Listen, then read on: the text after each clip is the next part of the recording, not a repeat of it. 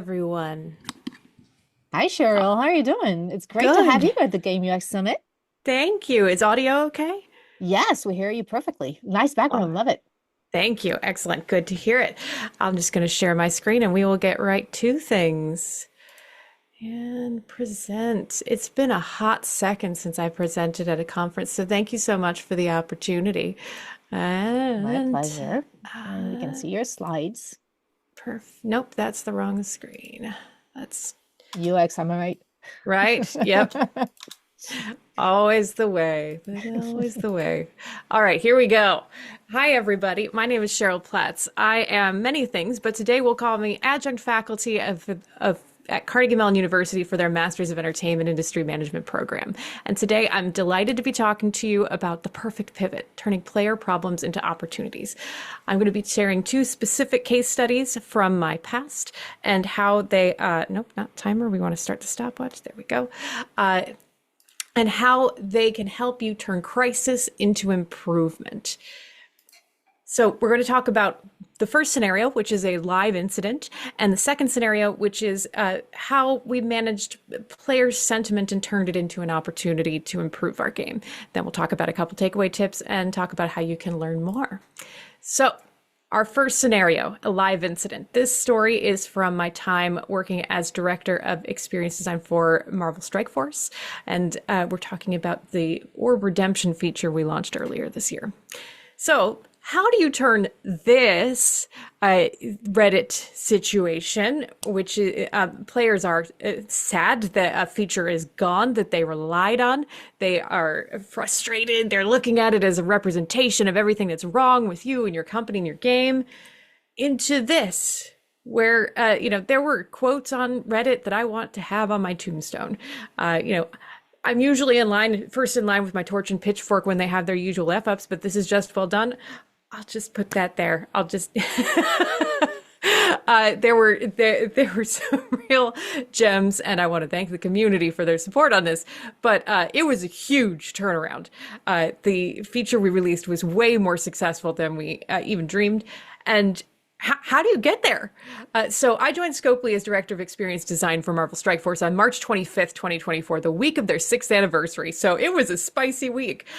Celebration and also lots of learning opportunities. I led a team of 3 full-time UX designers, 4 full-time UI artists, 2 vendor UX designers, and 2 vendor UI designers. I am not speaking on behalf of Scopely or Marvel. So the orb overload incident is a tongue twister and also the thing that happened. On March 28th, 2024, we had been heavily promoting a 6th anniversary gift throughout the March. We'd been running a lot of campaigns, and players knew that a big drop was coming.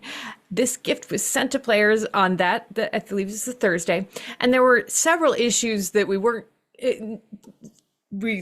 were evident after launch with the configuration of this bundle. In an attempt to be generous, the number of orb shards far exceeded the limits the system was designed to handle, but we didn't have guardrails on the system, so there was nothing stopping folks from just continuing to max out orb gifts at a time.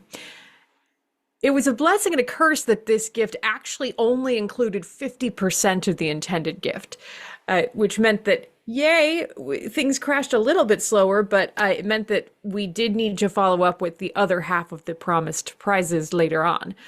Part of the issue was the bundle dropped at the standard time, 2 p.m. Pacific, when server traffic was at its highest. Great for hype, not great for servers. So a little bit of context. Shards in our game, those hundreds of thousands of shards you saw in this previous example here, often an orb can take 500 to 2,000 shards, depending on the orb. Those hundreds of thousands of shards per player added up to millions of orbs, and every orb generated an individual server call. Now, players, when they went into a specific type of orb, they would see a lobby like this, where they had 3 options. Open a single orb, open 10 orbs, and open all of the orbs you had for that specific type.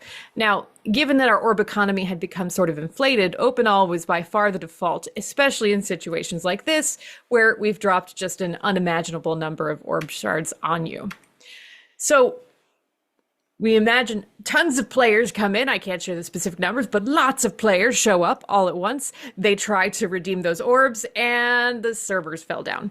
And the way we had to mitigate that hit was to turn off open all so that everybody wasn't opening everything all at once.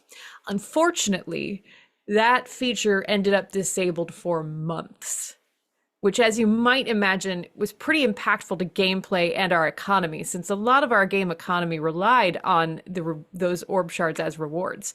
And this started a hoarding cycle. We gave the first half of the player gift, everybody got the orbs at a peak time, everybody chose to open all, and the servers fell down.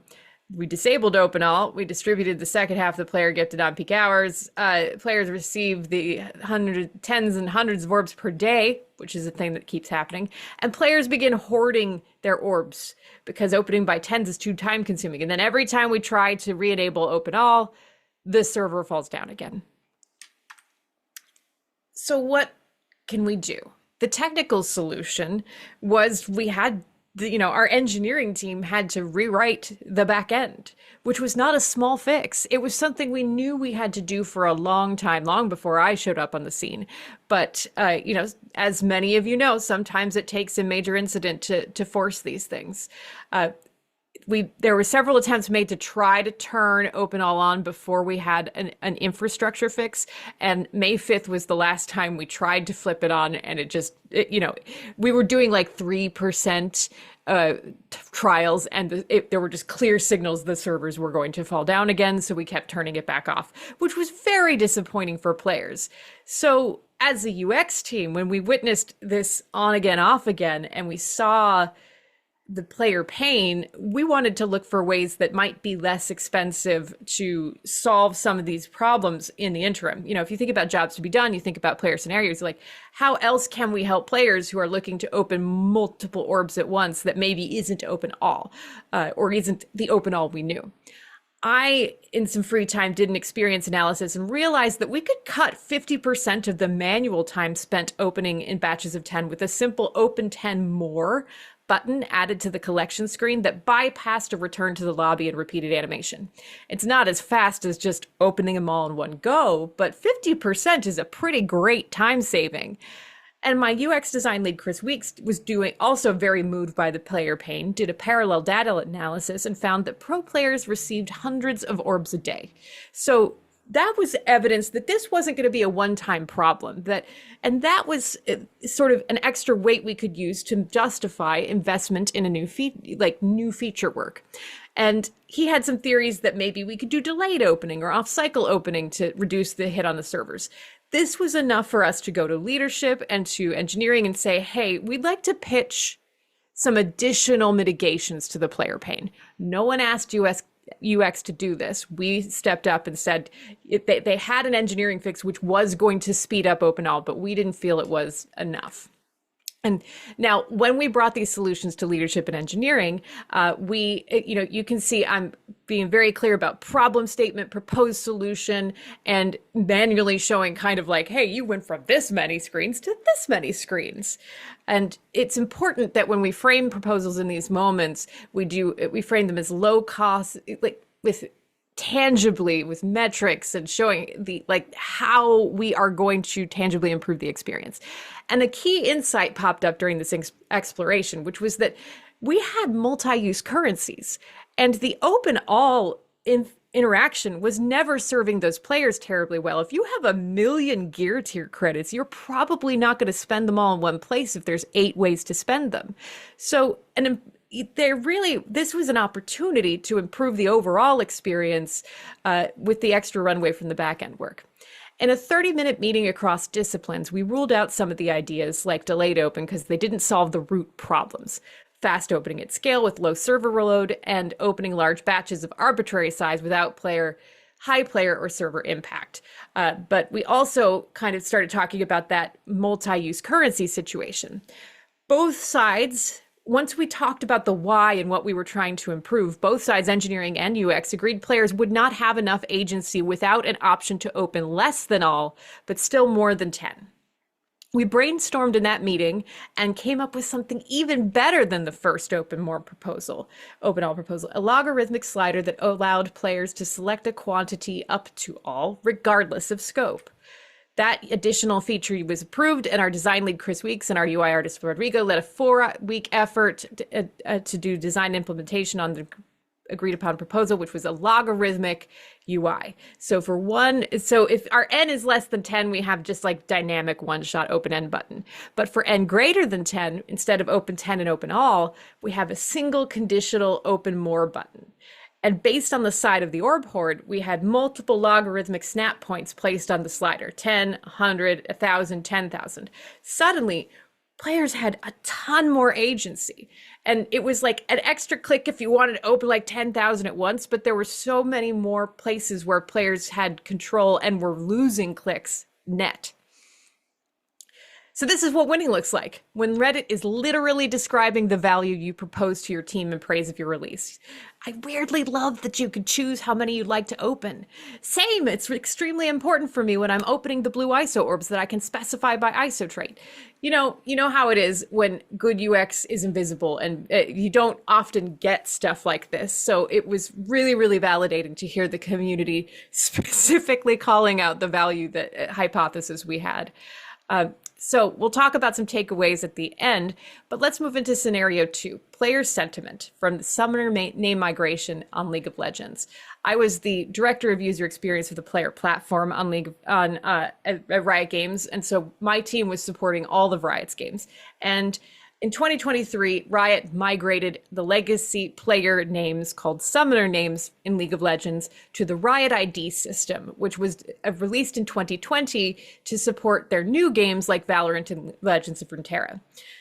Now, the summoner IDs had become a growing problem. It meant that League of Legends couldn't use our modern login technology, couldn't use things like Game Pass logins as effectively, and that increased development costs for League. There was confusion for new players where they had to maintain 2 identities. Sometimes players who were coming in through a game like Teamfight Tactics had weird Riot IDs that were random. It was just not great. Riot ID is a system for uniquely identifying players while allowing some flexibility on friendly screen names, a lot like the first generation of Discord names. You have a sort of screen name and you have a hashtag with an alphanumeric tagline. Now, for the migration, because the summoner name was just a single string, and essentially they were all using a single tagline on each shard. So for the migration, when we all got together to talk about this feature, we knew up front that players were going to be, at least from a UX perspective, we felt this was going to be pretty emotional for players who associated their identity with these names, especially people who had been with the game for the whole time. Many people associated their identity with these names that were very well recognized and hard to get. So we came up with a system where when we migrated, there would be a reserved regional tagline for each of the servers that you could not change your name into, right? So essentially it would be for the OGs on each of these shards so that you could still show that you had been the person who had this screen name first. We were also going to need to modify the name change system a bit and sort of unify it across League, which had been charging for name changes, and Valorant and other games which had not. Now, when we released this feature, which was intended to improve player experience, yielded a huge negative reaction. So what went wrong? Well, one of the themes is right here. People are talking about the uniqueness of the names. But we talked about that. We even actually had a feature that was intended to help preserve some of the uniqueness of those names. But the way we released the feature did not center and honor those concerns. One of the problems was this missed identity, right? Summoner names are an expression of identity, but despite some advice to the contrary, the official announcements did not center the impact to players' identities. No mention was made of the special reserved shard taglines in the first posts, or honoring or honoring players who had well-known identities. And self-expression is an important emergent motivator of play. In research for my new book, I found that Fandom's Inside Gaming 2024 study found 46% of a study of 5,000 gamers indicated creation, imagination, and self-expression were a key motivator of play for them, a 10% increase over 2023. Self-expression is huge in games, and that can be hard for folks who were raised on very static games to understand. So you can see this if you go through the Wayback Machine and you look at the way the post changed over time, because we worked with marketing to get the page changed.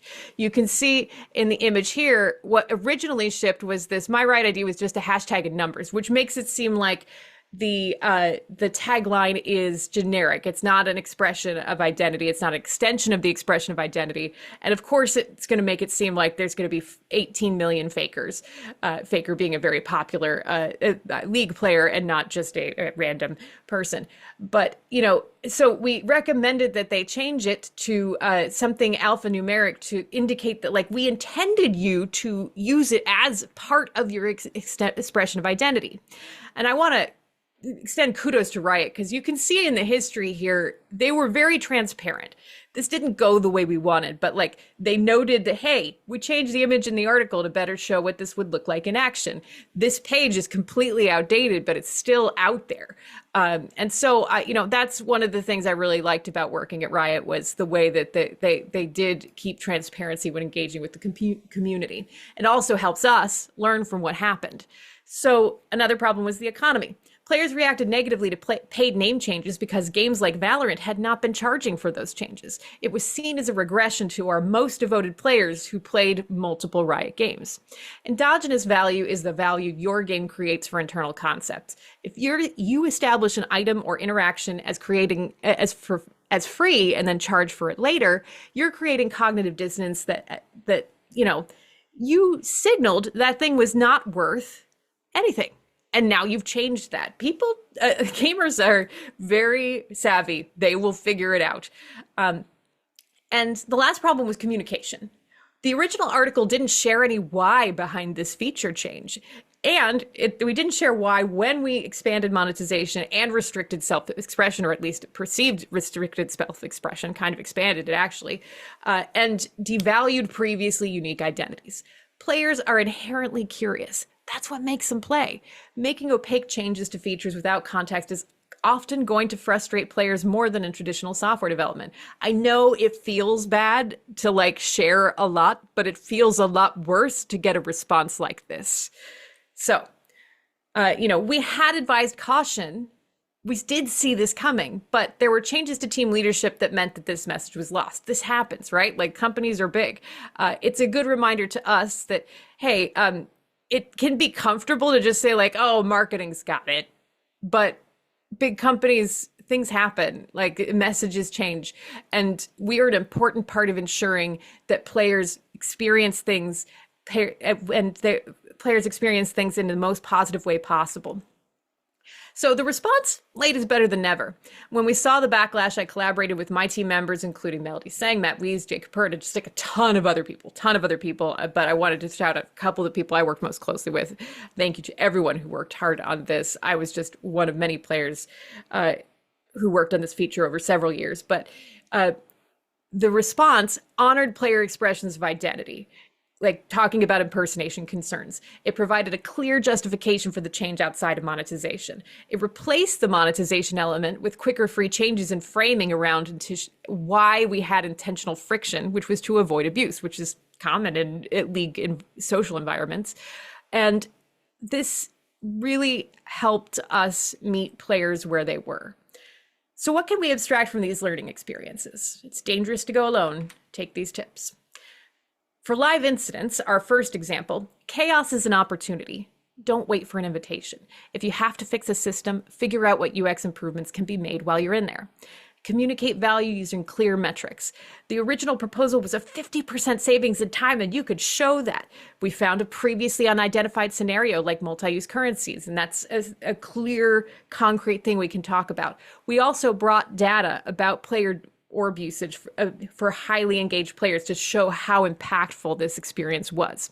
And lead with curiosity and collaboration. What shipped was not our original idea. We came in sharing the why of what we were doing, and that invited our engineering partners to tell us what was possible and take us to something even better. It was amazing. And on player sentiment side, don't shy away when things go wrong. An emotional player response means they still care enough to give you feedback. Use the reaction to drive positive change. And help your peers understand the cognitive psychology of players. As designers, you know things about motivation, perception, and self-expression that others don't. How can you ensure that knowledge is being put to best use? Or used, there's a typo. Players are curious, and they are very attuned to value. Always lead with the why if possible. Be very cautious when making changes that change the intrinsic value of core actions or items in your economy. If you want to learn more, my first book, Design Beyond Devices, talks about many concepts like the Crow framework and optipessimism, which can help you see these the problems before they become problems. And the Games UX Code will get you 15% off. I have a second book coming out in 2025, specific about video game design. And thank you so much for your time.